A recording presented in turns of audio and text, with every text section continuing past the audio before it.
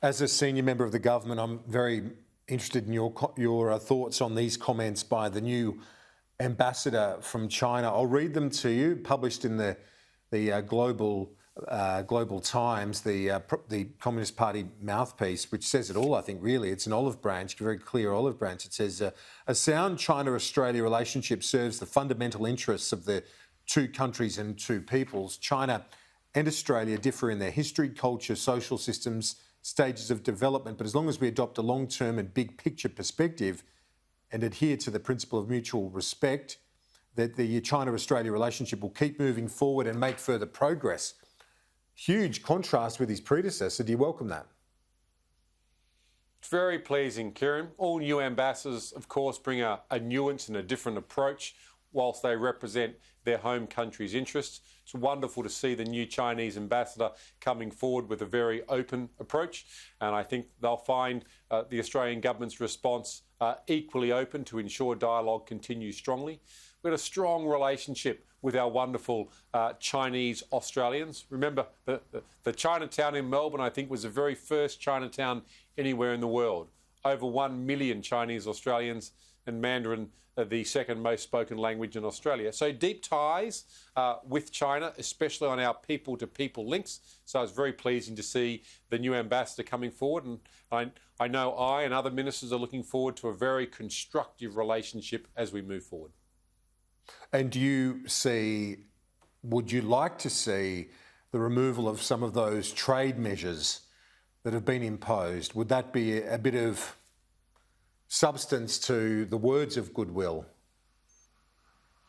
We expect everyone to abide by their World Trade Organisation commitments, and those WTO commitments are important, whereby there needs to be due cause and substantial cause if indeed there are barriers, be it tariff or non-tariff barriers imposed. So we expect everyone to comply with that. The ambassador has come forward with a great tone in terms of our relationship, and we think there is great opportunity now as we move forward. Now, the government is struggling, I think, by most people's measure at the moment, certainly the polls suggesting that.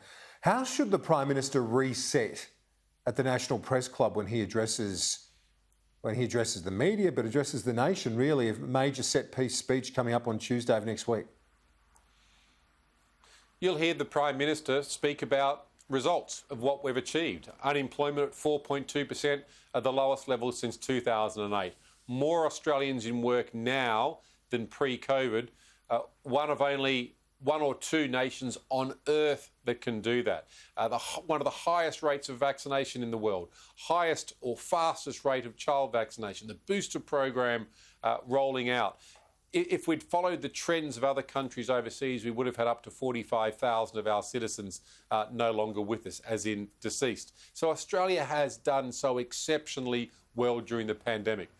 Has there been some missteps? Well, of course. There's no rule book for 1 in 100 year pandemic, but just the strength of where we've come, how the government's navigated the country, the results we've got in employment, in jobs, in economic activity as our economic growth continues.